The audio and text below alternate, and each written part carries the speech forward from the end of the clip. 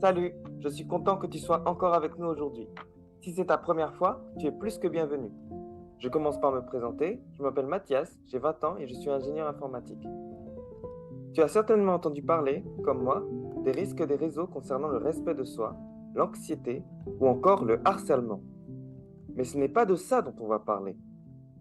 On ne va pas parler des pièges évidents, mais des 4 pièges qui s'infiltrent petit à petit, qu'on ne s'imagine pas, mais qui peuvent rendre l'homme le plus heureux, un addict ou encore un dépressif.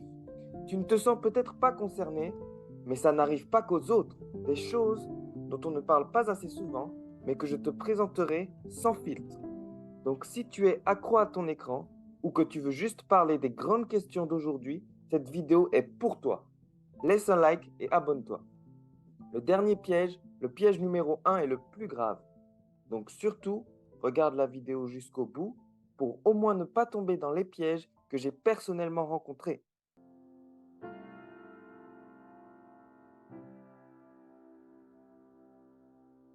Le piège numéro 4, c'est ton cerveau. Ton cerveau ne gère pas les discussions par texte comme ton cerveau gère les discussions en face à face. Une grande partie de la communication n'est pas ce qu'on dit, mais les expressions, les gestes, les vêtements et tout. Par message, il y a surtout le texte. Et ça nous fait nous sentir très seuls. Tu te rappelles du confinement? Pour la plupart des jeunes, ce n'était pas drôle. D'après l'INSERM, le taux de dépressif parmi les étudiants a dépassé 50% l'année dernière. Et pourtant, ils recevaient des textes. Tu as certainement déjà vu une capture d'écran d'une discussion tirée hors de son contexte et utilisée pour dire du mal. Si ça t'est déjà arrivé, n'hésite pas à le dire en commentaire. Il faut arrêter de faire semblant que ce n'est pas grave de se sentir seul ou que les messages n'ont pas de conséquences sur la vraie vie. Ça a de graves conséquences sur notre vraie vie d'aujourd'hui. Le piège numéro 3, c'est d'être un bateau à voile. Les bateaux à voile suivent le vent. Et les humains, eux, scrollent sur des tendances, prennent des décisions et achètent des trucs en oubliant de rester responsables.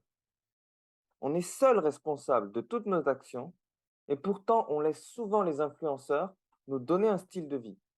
En plus, les pubs personnalisées et les sponsors essaient de t'influencer un max. Du coup, on essaie de faire comme eux. Tu partages ta vie avec les gens et tu dépends de leurs likes et réactions pour savoir si ta photo, tes posts ou ta vie sont cool ou pas. C'est une des choses qui peuvent te rendre dépendant des likes et t'empêcher d'être heureux. Ne fais pas ça. Rappelle-toi et dis à tes amis que le plus important, c'est de faire des choses vraiment cool, pas juste d'avoir l'air cool comme les influenceurs. Par exemple, plutôt que d'aller quelque part pour les selfies, prends le temps de faire du sport, de respirer en nature ou de partir en voyage. Quand tu aimes une vidéo, regarde d'autres vidéos sur le même sujet. Et ne sois pas trop rapide à écouter les conseils ou le nombre de likes.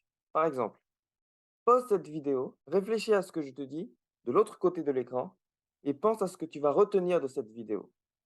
C'est vraiment important de ne pas être un bateau à voile qui suit le vent d'Internet. Le piège numéro 2, ce sont les fausses relations.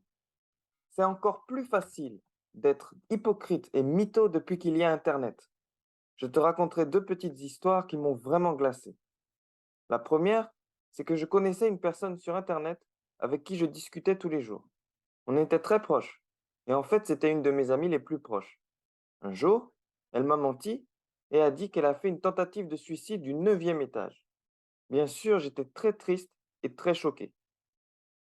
Elle aurait survécu avec seulement des douleurs dans le dos. Incroyable, non? Bien sûr, c'était faux. Il ne faut pas trop faire confiance aux amis d'Internet. À n'importe quel moment, ils peuvent disparaître. Je vais te raconter une autre histoire qui, elle, s'est passée sans Internet, mais qui peut te montrer jusqu'où les gens vont. Tu as certainement déjà entendu parler de Judas et du baiser de Judas. Mais tu sais comment il l'a fait? Pendant 3 ans, Judas, l'un des meilleurs amis de Jésus, passait du temps avec lui presque tous les jours. Et une nuit, il mena des assassins dans la cachette de Jésus.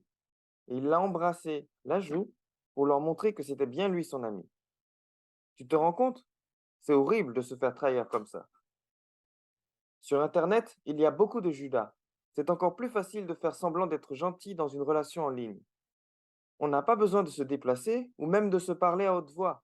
je pense que tu as remarqué comment plus facilement par message. Les relations sur Internet, c'est bien, mais il ne faut jamais y mettre trop de confiance, ou tu vas te faire tromper par des gens qui font semblant de faire attention à toi. Si tu as une histoire de trahison, on veut l'entendre. C'est vraiment pertinent et toujours édifiant pour ceux qui pourraient se faire avoir. Maintenant, le dernier piège, c'est le plus important de tous. On a tous l'impression qu'on y échappe, mais en réalité, on est tous influencés. Parce que le plus grand danger des écrans, même si tu as une vie active à côté, c'est quand il met de côté les choses importantes comme le travail, les amis ou la famille. Même si tu devenais influenceur, il faut que tu te rappelles que la vie, ce n'est pas fait que de plaisir pour s'amuser. La vie, la vraie, elle est faite d'amour. Déjà, amour pour soi. Moi, je crois que tu es une merveilleuse créature et que moi aussi je le suis. D'ailleurs, je crois que j'ai été créé et toi aussi. Tu as le droit de le croire. Si tu as des problèmes et que tu lui laisses une chance, Dieu, ton créateur, est prêt à t'aider sur tes réseaux. Demande-lui de t'aider, fixe-toi des horaires limites pour mieux gérer ton temps sur les réseaux et tout va mieux aller. Si c'est ça que tu veux, commente Amen et n'hésite pas à prier seul. C'est ça la clé qui va t'emmener au succès dans la vie et sur les réseaux. Et c'est ça qui me guide dans la vie. Maintenant, je vais te laisser avec Alejandro. Si tu as besoin de parler, n'hésite pas à nous parler par message sur Instagram, sous l'adresse mail qui est dans la description ou dans les commentaires. Et si tu penses que cette vidéo peut aider quelqu'un d'autre, partage-la avec tes amis. Ça nous aide à nous aussi. Nous ferons d'autres vidéos pour avoir des relations et une vie plus saine. Donc, abonne-toi et clique sur la cloche pour ne rien manquer. Merci d'avoir écouté. Merci aux abonnés. À la prochaine fois. Et surtout, prends soin de toi.